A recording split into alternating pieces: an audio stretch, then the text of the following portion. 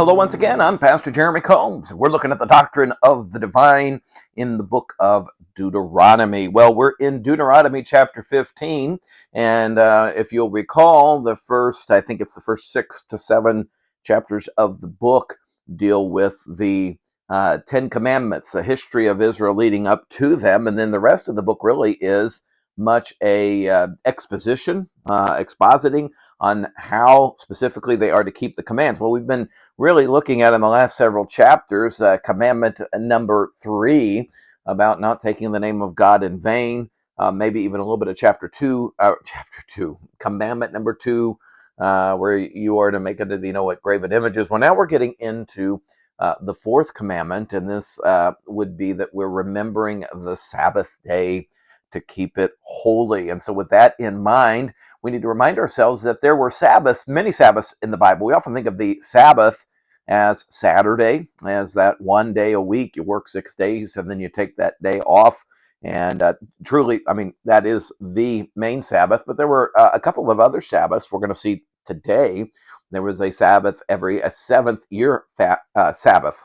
That is, you would work 6 years, and then on the 7th year, you would let the land rest. And this would also include the idea of returning any indebtedness. Now, those who are farming today understand the idea that giving that land rest is a very important thing for the land. Now, that doesn't make it any easier for the person that in that year has to let the land rest, but they let God do the work. I was driving down the road even this week and was looking at some of the fields. Boy, they're getting really sprouting up, and it's interesting. You look over at I think it's a wheat or a bean field, and you can see stalks of corn, and quite a few that are sprouting up there in the midst of them. You say, well, what is that? Well, that's probably what they planted last year. And some of those seeds, it's amazing how that works. They'll continue to sprout back into life and to regrow.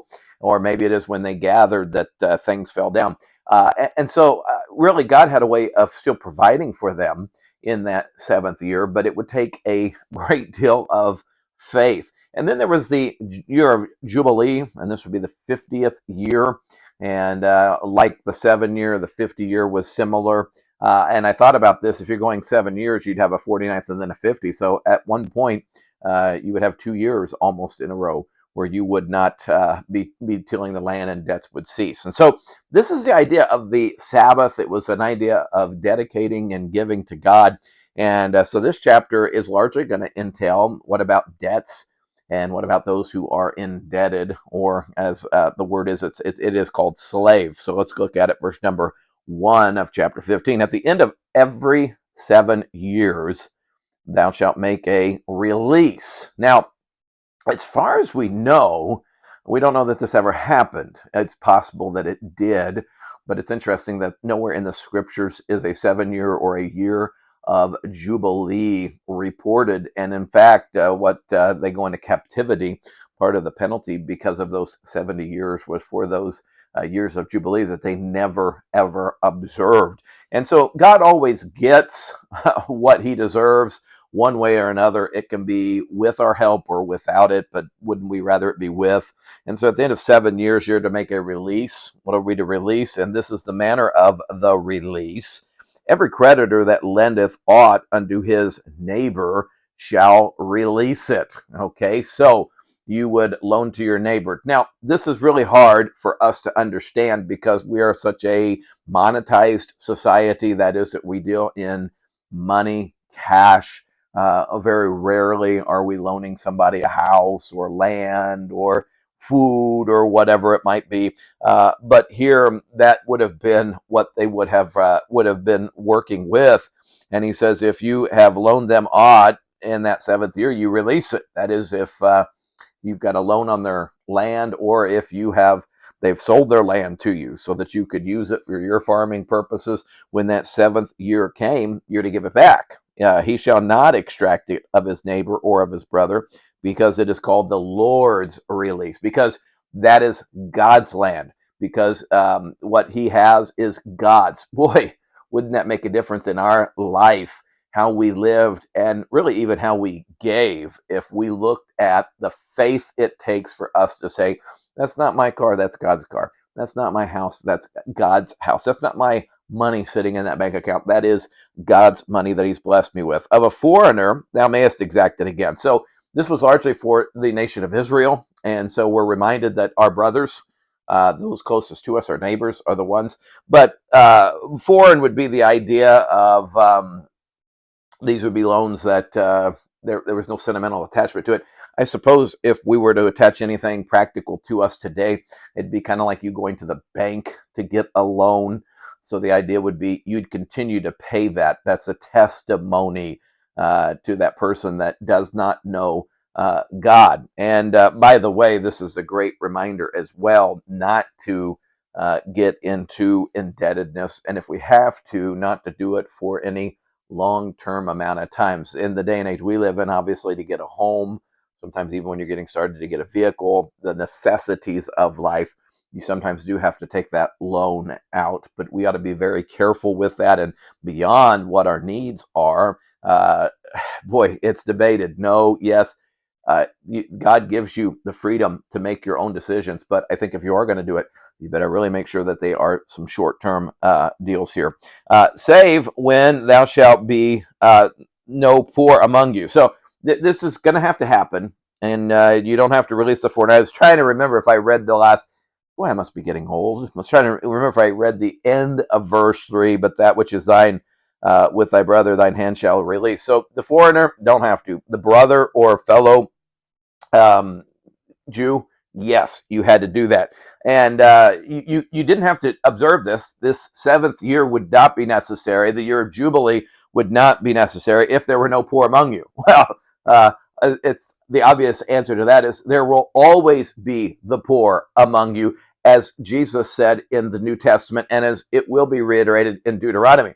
God really set up this system, and it is a great system. Sometimes we think about the system of our government, and it can be helpful in many ways to help people with food and other things to get back on their feet. But then it's also one that has great corruption in it from not only the political side, the politician, those who are authorizing it, but also from those who are receiving it, who can work and won't work because they're manipulating the systems. And what a mess. And we just find that the world systems for helping the poor can't help. They did a study several years ago about institutions that you give to help and goodwill others, and the administrative fees on the top, who they were paying, was just astronomical. And I understand that some people have to get paid to help administer those and organize and the day-to-day operations. But the report stated, I mean, they were getting paid, I mean, big time bucks. And yet the whole thought and the whole campaign behind many of these charitable organizations was that we were going to help the poor.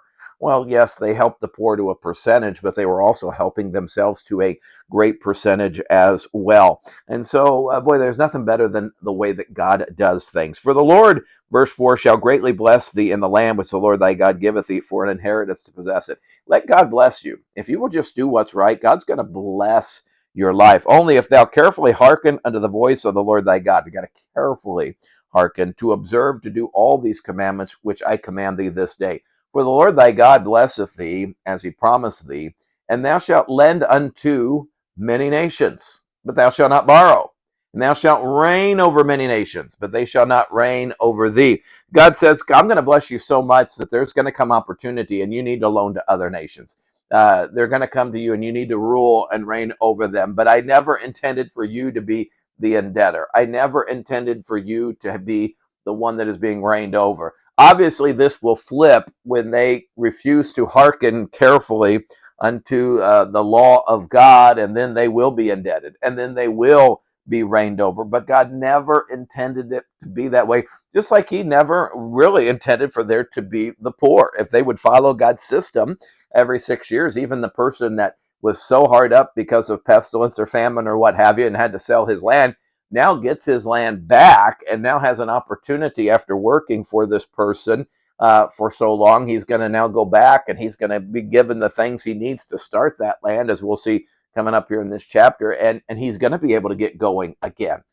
This is the way God intended, but man's wicked, evil heart refuse to listen to God, and thus we find the poor you will have always with you. If there be among you a poor man of one of thy brethren within any of the gates in thy land, which the Lord thy God giveth thee, thou shalt not harden thy heart. So it takes faith to deal in these matters. It takes love. Nor shut thy hand from thy poor brother. So you need to have tough hands and a soft heart. Tough hands in, you ought to work. And as John Wesley said, gain all that you can when it comes to money, save all that you can, and give all that you can. So in other words, you ought to work hard, and as the Lord is blessing you and you're gaining all that you can, it's for the sole purpose of saving to help meet the needs that you have, but then also to give and to help meet the needs of another. But thou shalt open thine hand wide unto him, and shalt surely lend him sufficient for his need, and that which he wanteth. We ought to open our hands wide. Most churches have what is called a benevolent fund. We here at our church have what we call the deacon fund, and it's a way of giving to the poor. I think everybody ought to do that. Now, I'm not against that. Maybe there's some other organizations, Salvation Army, others that you may want to give. I think you need to be careful. I think you ought to find out what they're giving to, what their overhead, other things are. The benefit of giving through your local church is there's no overhead in the fact of the pastor is getting paid, but yes, he's getting paid to administer the church and to preach, but there's not the extras on there. And then 100% of what you're giving, and that can tell you that for a fact here at our church, is going to go to help the poor and the needy. And we ought to be willing to open up our hands when we see a need, and that's the deal right there. And this is where our nation has gotten off base. It's not satisfying your wants, it's your needs. And I think things like SNAP benefits, other things, they've tried to kind of ratchet those down and tried to take off, sodas and other things like that. And I think that's a good and a noble thing, because really those benefits, if they're truly being used to help the poor, they ought to be used to meet their food needs. You say, yeah, but everybody wants a soda. Well, I understand that, but if you don't have it, you don't have it. If you don't have that for $4, $5, $6, $7 to buy yourself that nice cup of coffee, well, you pass by the coffee shop and you go home and you brew your own pot, okay? And again, I'm not saying you've got a little extra and you want to stop by and get you a nice cup of coffee, or you want to get you a soda. I'm not saying that. But what I'm saying is, if you don't have, you don't have. And you need to make sure that you're having the right testimony and investing yourself wisely there.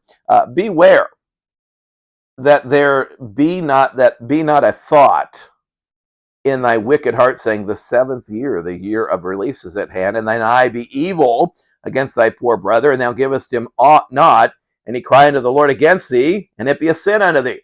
So this 7-year thing, I know what maybe some of you may be thinking here. You're thinking, well, people could take that to their advantage. Here's some guy, and he's down and out, and it's year number 5, or year number 6 maybe even, and he thinks, I'm going to go and I'm going to give him my land, and I'm going to get all my debts erased, and then I'm going to be okay, because this guy, instead of doing it 6 years, I only have to do it 1. And then maybe on the other end, the guy who's going to lend is thinking, boy, this guy has a need, and maybe it's a legitimate need, but man, we're in year 5.5, we're in year 6, 6.5.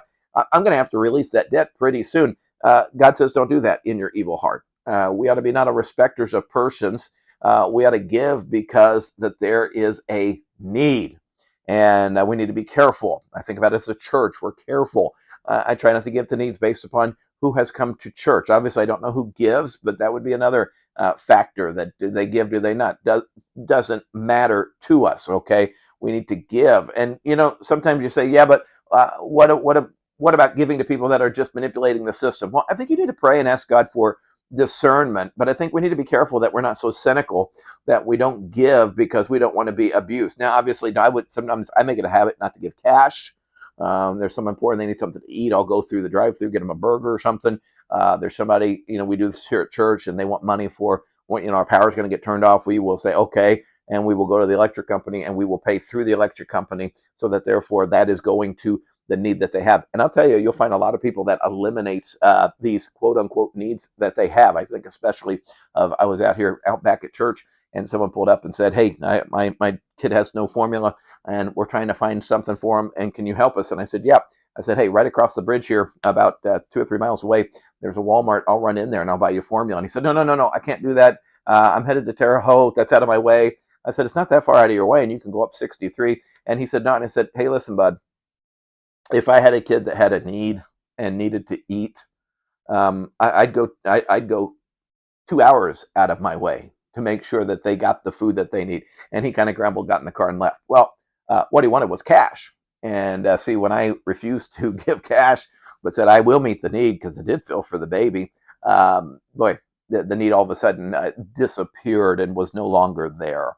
And that's such a sad, sad thing. But God gives to the just and to the unjust. The sun, the rain goes down. And so we ought to be willing to give and let God sort that out. Now, don't be foolish in your giving. But make sure that don't be so cynical that we never ever give.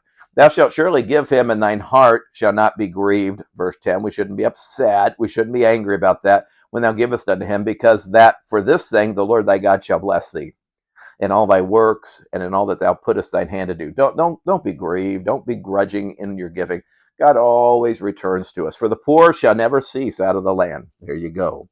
Therefore I command thee, saying, thou shalt open thine hand wide unto thy brother, to thy poor, to the needy, and to the land. Well, I didn't quite make it through the chapter, but there's a lot of stuff in there about the poor. Think about the poor that are around you today. How can you be a help to them?